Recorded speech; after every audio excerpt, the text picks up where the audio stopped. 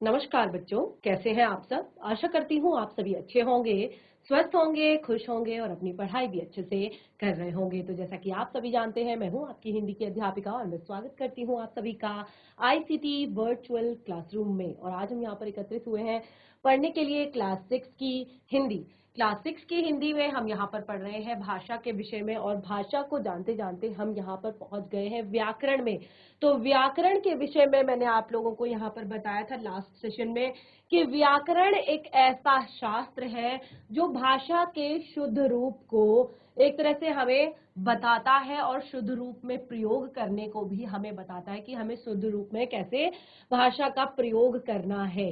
तो उसी में व्याकरण के 3 रूप मैंने आप लोगों को यहाँ पर बताए थे लास्ट सेशन में कि कौन से 3 रूप होते हैं। तो कौन से 3 रूप होते हैं वो मैंने आपको बताया था। सबसे पहला रूप होता है वर्ण विचार, दूसरा होता है शब्द विचार और तीसरा होता है वाक्य विचार। तो देखिए, वर्ण विचार ये व्याकरण का ही एक भाग है। व्याकरण के 3 भागों में हम पूरी भाषा को समझते हैं, पूरी लैंग्वेज को समझते हैं। तो पहला जो भाग है वर्ण विचार, इसमें हम वर्णों की आकृति, वर्णों की बनावट, वर्णों के आकार, वर्णों के भेद, वर्णों के उच्चारण आदि पर विचार करते हैं। यानी कि हमने ये आपको बताया था कि भाषा की सबसे छोटी इकाई ही वर्ण होती है। यानी कि जो बच्चा एक बार, छोटा बच्चा जब बोलना स्टार्ट करता है, जब वो बोलना शुरू करता है, तो वो अपने मुख से कुछ ध्वनियां निकालता है और उन्हीं ध्वनियों का लिखित रूप वर्ण कहलाता है, ध्वनि चिन्ह कहलाते हैं, जो वर्ण होते हैं।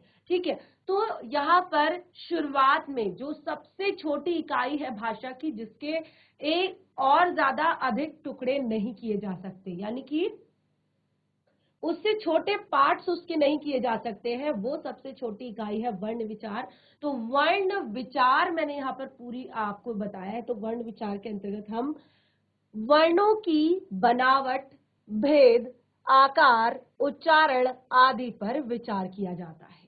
ठीक है। दूसरा पार्ट मैंने आपको यहाँ पर बताया व्याकरण का शब्द विचार। आप देखिए शब्द क्या होता है। तो जब हम वर्णों का आपस में मेल कराते हैं, वर्णों को आपस में मिलाते हैं, वर्णों का सार्थक जो एक तरह से हम मेल कराते हैं, तो उसको हम शब्द कहते हैं। तो इसमें हम शब्दों की बनावट, यानी कि शब्द कैसे बने हुए, शब्दों की बनावट, शब्दों के भेद, क्या भेद है शब्दों का, ये कौन सा शब्द है, उत्पत्ति, कैसे उत्पत्ति हुई इन शब्दों की, आदि पर विचार करते हैं। तो शब्द विचार में हम क्या पढ़ते हैं? शब्दों की बनावट, भेद, उत्पत्ति आदि पर विचार करते हैं। उसके बाद आता है हमारा वाक्य विचार। तो वाक्य विचार क्या है? देखिए, वाक्य विचार जो हमारा टॉपिक है, वाक्य यानी कि जब शब्दों का व्यवस्थित, सार्थक और व्यवस्थित क्रम, यानी कि शब्दों को जब हम सार्थक क्रम में व्यवस्थित करते हैं, सही तरीके से हम लगाते हैं, तो वो वाक्य कहलाता है। अब देखिए, वाक्य विचार जो टॉपिक है उसमें क्या होता है, हम वाक्यों की रचना, कि वाक्यों की रचना कैसे की गई है, विश्लेषण, भेद और विराम चिन्ह आदि पर विचार करते हैं। तो यहाँ पर वाक्यों की रचना कैसे हुई है, ये कौन से, रचना की दृष्टि से वाक्य के भेद कौन से हैं, अर्थ की दृष्टि से वाक्य के भेद कौन से हैं, विश्लेषण क्या है इनका, और विराम चिन्ह कैसे यूज किए जाते हैं किसी भी वाक्य में। देखिए, विराम चिन्हों का महत्व मैंने आपको लास्ट सेशन में भी बताया था कि विराम चिन्ह से ही आप किसी भी वाक्य के अर्थ को प्रॉपरली तरीके से समझ सकते हैं। अगर आप विराम चिन्हों का प्रयोग सही से नहीं करेंगे, आपने छोटी क्लासेस में भी पढ़ा होगा, इंग्लिश में भी पढ़ा होगा, हिंदी में भी पढ़ा होगा, इंग्लिश में कहते हैं पंक्चुएशन मार्क, यानी कि आप कहाँ पर कौन सा चिन्ह लगा रहे हैं। अगर आपको आप प्रश्न पूछ रहे हैं तो उसके लास्ट में आप प्रश्न सूचक चिन्ह लगाते हैं, जिससे क्या पता चलता है कि हाँ, इससे प्रश्न पूछा जा रहा है। जहां पर आपकी बात खत्म हो जाती है वहां पर आप फुल स्टॉप यानी कि पूर्ण विराम लगाते हैं। ठीक है। इसी तरह से अर्ध विराम, अल्प विराम, ये सारी चीजें आपको यहाँ पर पढ़ाई जाएंगी। ये पूरा अलग से आपका एक टॉपिक है और यहाँ पर वाक्यों की रचना भी एक पूरा अलग से टॉपिक है और भेद भी पूरा अलग से टॉपिक है। तो ये सब क्या है, अपने आप में एक अलग अलग टॉपिक है यहाँ पर। तो हमने अपने लास्ट सेशन में यहाँ पर स्टार्ट किया था सबसे पहले, क्योंकि अभी आप क्लास 6 में हैं और क्लास 6 में आपकी 2 बुक्स हैं। हिंदी के लिटरेचर में आपकी 2 बुक्स हैं। तीसरी बुक है आपकी व्याकरण। 2 बुक कौन कौन सी है? पहली बुक है आपका वसंत पाठ्य पुस्तिका भाग 1 और दूसरी बुक है बाल राम कथा।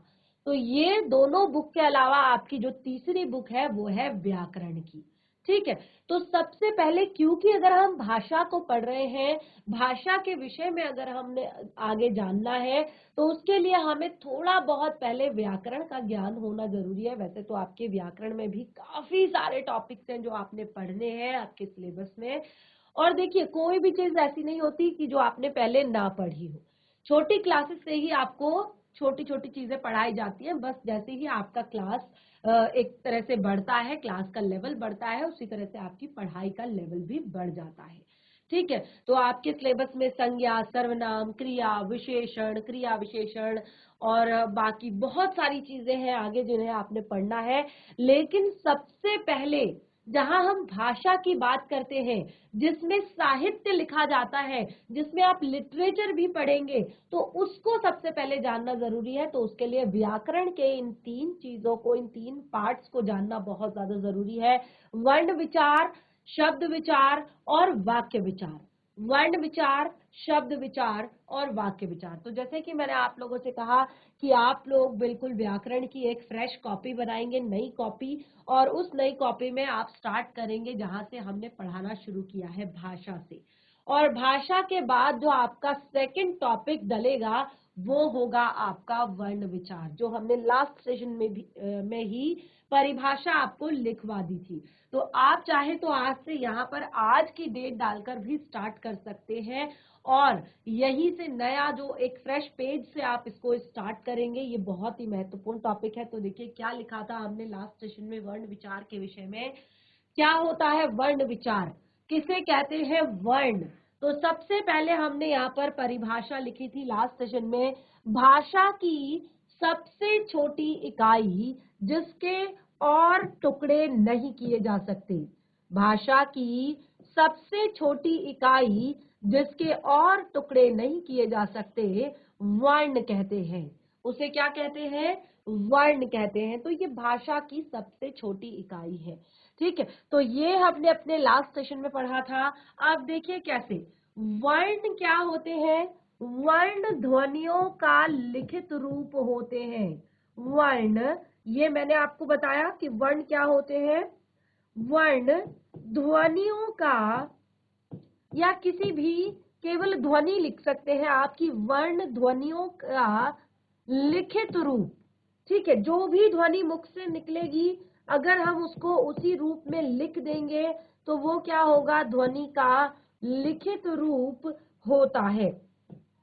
ठीक है, वर्ण ध्वनि का लिखित रूप है और वर्णों के सार्थक मेल से ही शब्द बनते हैं। वर्णों के, अभी देखिए यहाँ ये शब्द विचार में हम पढ़ेंगे, लेकिन ये मैं अभी केवल आपको जनरली बता रही हूँ कि वर्णों के सार्थक मेल से ही शब्द बनते हैं। और जो भी चीजें यहाँ पर लिखी जा रही हैं वो एक एक लाइन आप नोट डाउन करेंगे। ठीक है, एक एक लाइन आप नोट डाउन करेंगे तभी आप समझ पाएंगे और कोई भी चीज मिस नहीं करेंगे। घर पर जाकर रिवाइज भी तभी कर पाएंगे उसको। जैसे अब देखिए मैंने कहा वर्णों का लिखित रूप, जो ध्वनियों का लिखित रूप है वही वर्ण है और वर्णों का सार्थक मेल ही शब्द बनाता है। अब देखिए जैसे आ की ध्वनि, उसके बाद म की ध्वनि, लेकिन म क्या है? म आपका व्यंजन है और व्यंजनों का उच्चारण बिना स्वर के नहीं किया जाता। अभी मैं आगे यहाँ पर आपको सारी चीजें ये क्लियर करने वाली हूँ। जैसे मैंने कहा अ, तो अ क्या है? स्वर है। ये तो आपने छोटी क्लासेस में भी पढ़ा है। जब आप स्कूल जाना शुरू करते हैं तो सबसे पहले आपको वर्णमाला ही सिखाई जाती है। कभी भी आपको प्रॉपर तरीके से सेंटेंस या कहानी या बुक नहीं पढ़ाई जाती। आपको सबसे पहले वर्णमाला सिखाई जाती है। वर्णमाला में आपको स्वर और व्यंजन सिखाए जाते हैं। तो आ क्या है? आपका स्वर है। म क्या है? व्यंजन है। अब अ जो है वो आपका स्वर है, म व्यंजन है, लेकिन म का उच्चारण बिना स्वर की सहायता से नहीं होता। उच्चारित कीजिए सभी एक साथ, मेरे साथ उच्चारण करेंगे। म। म स्टार्ट तो हमारा व्यंजन से हो रहा है, लेकिन एंड किससे हो रहा है? अ।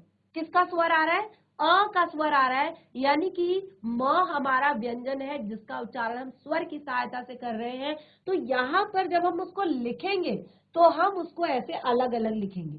ठीक है, कैसे लिखेंगे? अब यहाँ पर ये म पूरा नहीं है, इसीलिए इसके नीचे हमने ये निशान लगाया है। अ क्या है? अपने आप में कंप्लीट है। उसके बाद अ म र। अब देखिए र का उच्चारण किया हमने फिर से, तो र पहले शुरुआत तो हमारी अ से हो रही है, लेकिन र से हो रही है यानी कि व्यंजन से हो रही है, लेकिन एंड हमारा अ पर हो रहा है यानी कि स्वर पर हो रहा है। तो इसी तरह से क्या शब्द बना?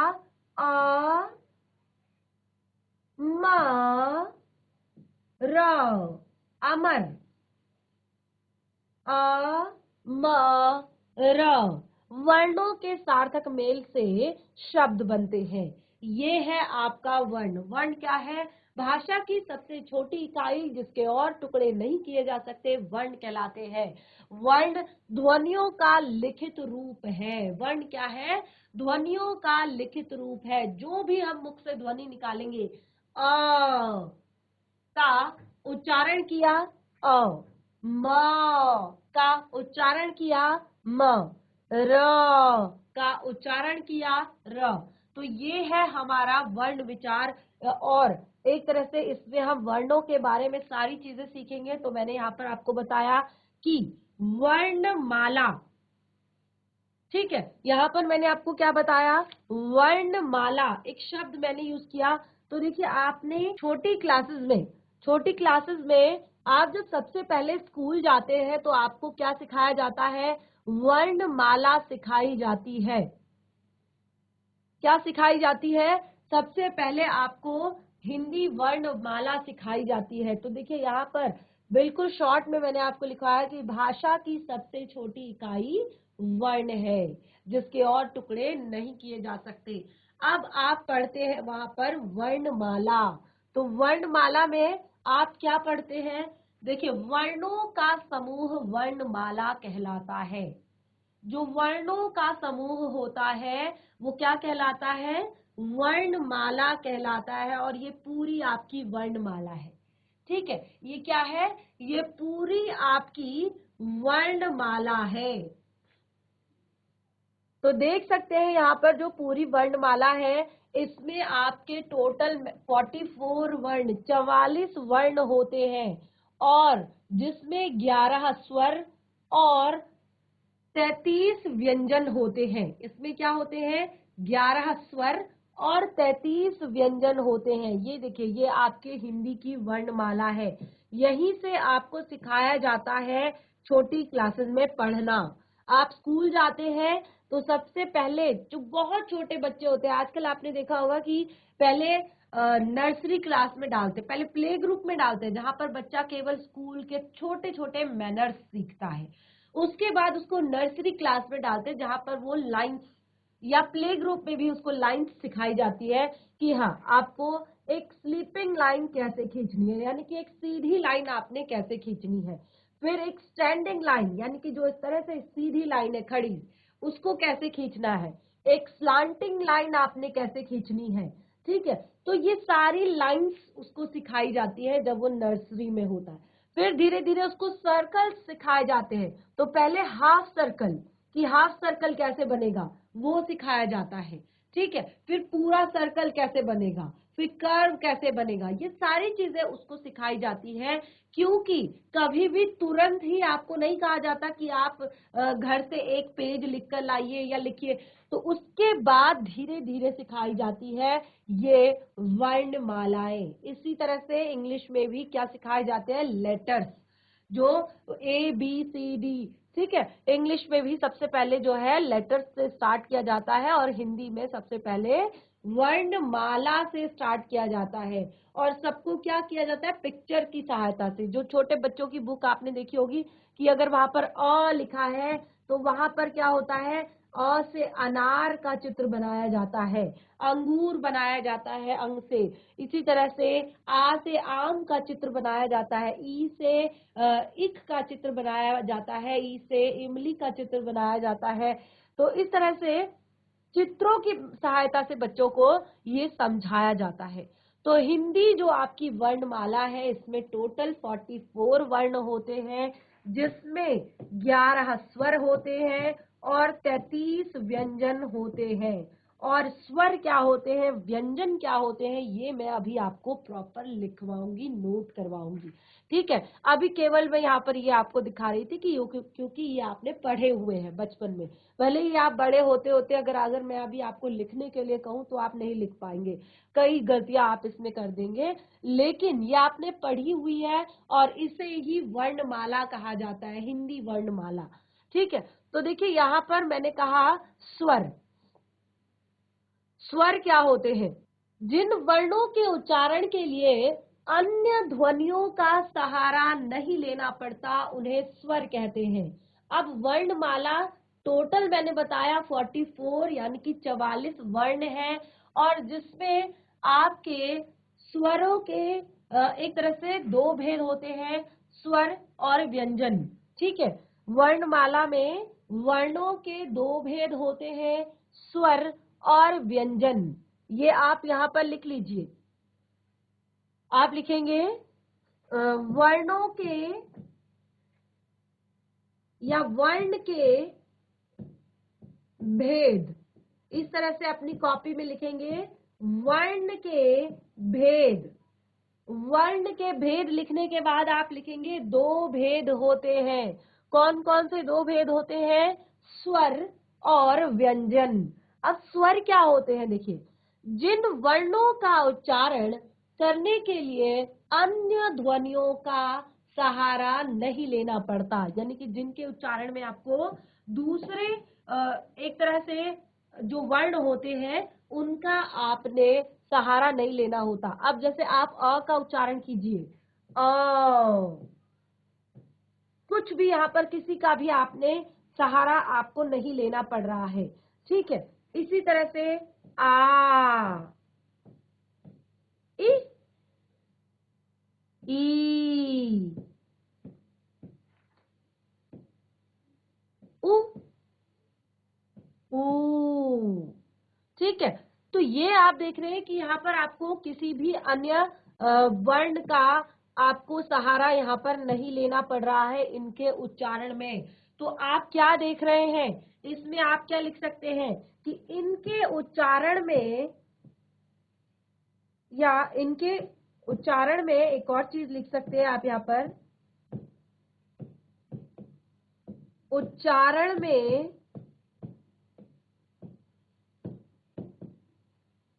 हवा मुख से स्वतंत्र रूप से, ठीक है, रूप से बाहर निकलती है। इनके उच्चारण में जो हवा होती है वो मुख से स्वतंत्र रूप से बाहर निकलती है, ठीक है। अब देखिए मैंने यहाँ पर कहा कि इनके उच्चारण में जो हवा होती है वो मुख से स्वतंत्र रूप से बाहर निकलती है। अब क्योंकि इनका उच्चारण स्वतंत्र रूप से हो रहा है, किसी अन्य ध्वनि या किसी अन्य वर्ण का सहारा यहाँ पर नहीं लेना पड़ रहा है, तो इसीलिए इनको एक तरह से इनका उच्चारण करना भी आसान है। अ, आपने देखा, आ, इ, ई, उ, ऊ, री, ए, आई, ओ, आउ।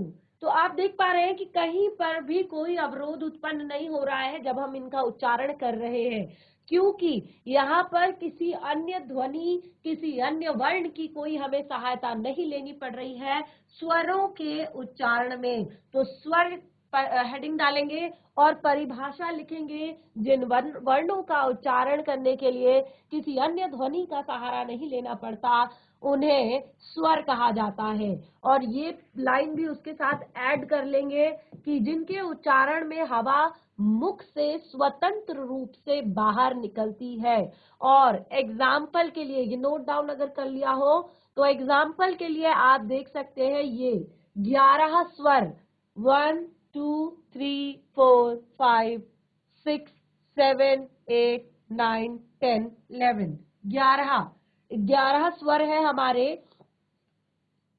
तो देखिए इनका जो ये एग्जाम्पल है ये आप नोट डाउन करेंगे। 11 के 11 स्वरों को आप अपनी कॉपी में लिखेंगे कि कौन से होते हैं स्वर। अ, आ, ई, उ, री, ए, आई, ओ, आउ। ये 11 स्वर होते हैं।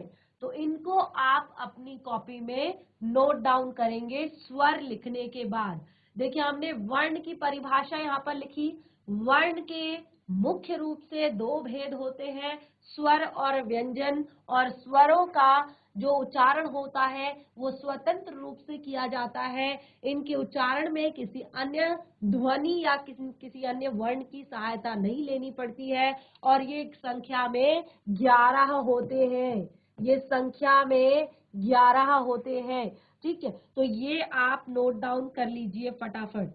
11 स्वर होते हैं। बिल्कुल इसी तरह से भी कर सकते हैं। इसी तरह से कुछ अच्छा अगर आप डेकोरेट करके उसको कॉपी को बनाएंगे तो चीजें जब आप कभी कॉपी को खोलेंगे तो एकदम से आपको अट्रैक्ट करेगा और आप उसको पढ़ेंगे कि क्या यहाँ पर हमने पढ़ा हुआ है।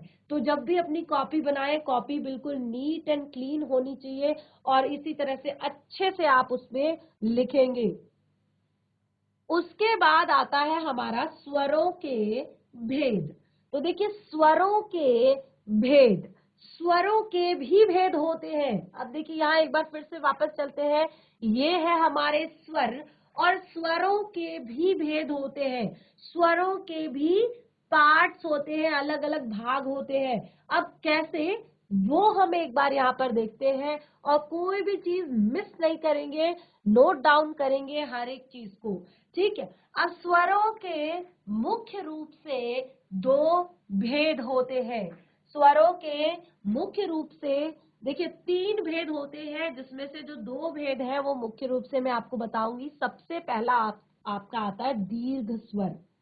सबसे पहला आता है आपका दीर्घ स्वर। क्या होता है दीर्घ स्वर? देखिए स्वर तो मैंने आपको बता दिया और इसकी बहुत ही सरल सी परिभाषा भी आपको लिखवा दी। अब इसके भेद भी है यहाँ पर। तो पहला भेद है दीर्घ स्वर। दीर्घ स्वर क्या होता है, आप इसी तरह का एक स्टार बनाएंगे और उसमें यहाँ पर देखिए क्या लिखा हुआ है, आ, उ, ई, ए, आई, ओ, आउ। फिर से पढ़ेंगे एक बार और ध्यान देंगे कि कैसे इसका हम उच्चारण कर रहे हैं। आ, उ, ई, ए, आई, ओ, आउ। ठीक है, अब ये क्या है, आप देखेंगे कि जो आपके दीर्घ स्वर है, दीर्घ स्वर किसे कहते हैं? ठीक है, दीर्घ स्वर किसे कहते हैं? तो आप लिखेंगे जिन स्वरों के उच्चारण में, जिन स्वरों के उच्चारण में अधिक समय लगता है, जिन स्वरों के उच्चारण में अधिक समय लगता है उन्हें दीर्घ स्वर कहते हैं। और बिल्कुल इसी के आगे जाएंगे अगर आप पहले ह्रस्व स्वर को पढ़ लेंगे, जैसे अ, ई, उ, री। आप देखिए उच्चारण कैसे सिखाते हैं जब आप छोटे होते, छोटी क्लासेस में। अ, आ, ई, उ, ऊ। तो देखिए उच्चारण, देखिए आप कैसे हो रहा है। अ, आ, ई, उ, ऊ। यानी कि आप देख रहे हैं कहीं पर हमें बहुत कम समय लग रहा है उच्चारण में और कहीं पर हमें अधिक समय लग रहा है उच्चारण में। अ, आ, ई, तो क्या देखते हैं आप यहाँ पर? आप देख रहे हैं जिन स्वरों के उच्चारण में आपको बहुत कम समय लगता है, जिन स्वरों के उच्चारण में आपको बहुत कम समय लगता है, उन्हें ह्रस्व स्वर कहते हैं। उन्हें क्या कहते हैं? ह्रस्व स्वर कहते हैं। देखिए ये चीजें आपने छोटी क्लासेस में भी पढ़ी होंगी, और क्योंकि अभी हम अपनी सेशन का एक तरह से नई शुरुआत हम कर रहे हैं, तो सारी चीजें अगर हम शुरू से पढ़ेंगे तो ज्यादा अच्छे से हमें समझ आएगा। तो स्वर एक बार उच्चारण करके देखेंगे आप अपने आप क्लास में। अ, आ, इ, ई। तो आप क्या देख रहे हैं? 4 ऐसे स्वर हैं जिनके उच्चारण में बहुत कम समय लगता है। 4 ऐसे स्वर हैं जिनके उच्चारण में बहुत कम समय लगता है, उन्हें हम कहते हैं ह्रस्व स्वर। क्या कहते हैं? ह्रस्व स्वर।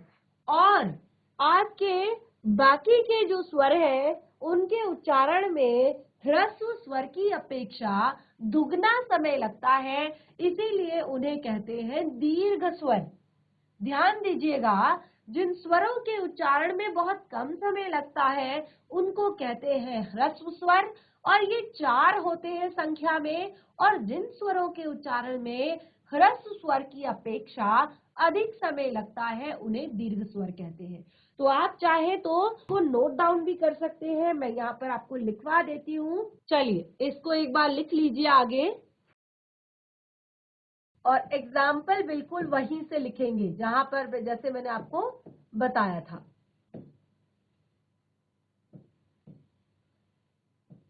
ह्रस्व स्वर।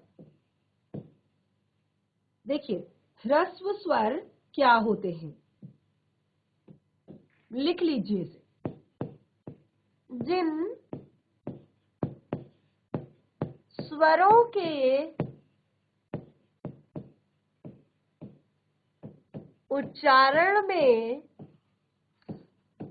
जिन स्वरों के उच्चारण में बहुत कम समय लगता है,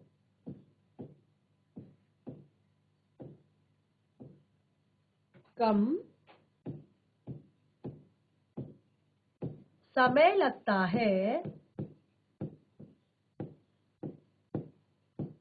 उन्हें क्या कहते हैं? जिन स्वरों के उच्चारण में बहुत कम समय लगता है उन्हें ह्रस्व स्वर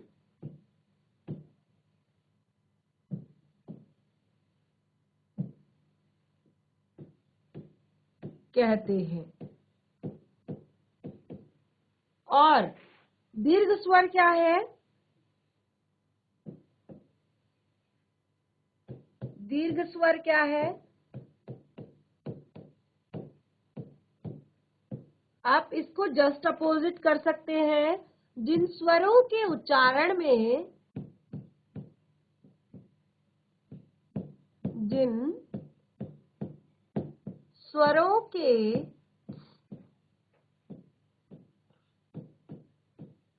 उच्चारण में,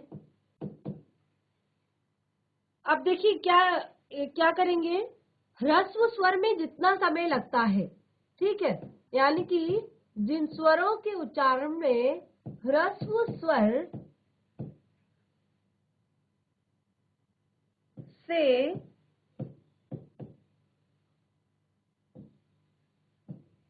दुगना समय लगता है।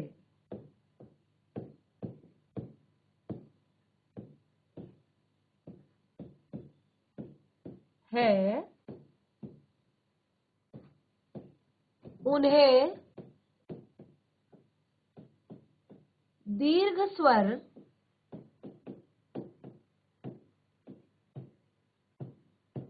कहते हैं। जिन स्वरों के उच्चारण में ह्रस्व स्वर की अपेक्षा दुगना समय लगता है उन्हें दीर्घ स्वर कहते हैं। तो ये दोनों परिभाषाएं आप नोट कर लीजिए, ह्रस्व स्वर क्या है और दीर्घ स्वर क्या है।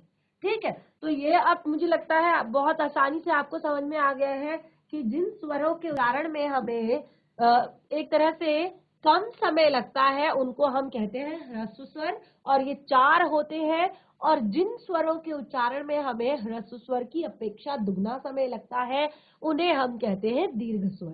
ये बाकी जितने भी स्वर हमारे यहाँ पर है उनके अलावा, यानी कि बाकी के हमारे जो 7 स्वर हैं वो है दीर्घ स्वर। ठीक है, तो इस तरह से आज हमने यहाँ पर जो वर्ण है, वर्णों के 2 भेदों को हमने यहाँ पर जाना, आपका स्वर और व्यंजन, और स्वर और व्यंजनों में भी स्वरों के भेदों को हमने यहाँ पर जान लिया है। बाकी के टॉपिक को हम कंटिन्यू करेंगे अपने नेक्स्ट सेशन में। जितना भी पढ़ा है उसको घर पर फिर नोटबुक में अच्छे से नोट डाउन करें और एक बार रिवाइज करें। तब तक के लिए धन्यवाद। आपका दिन शुभ हो।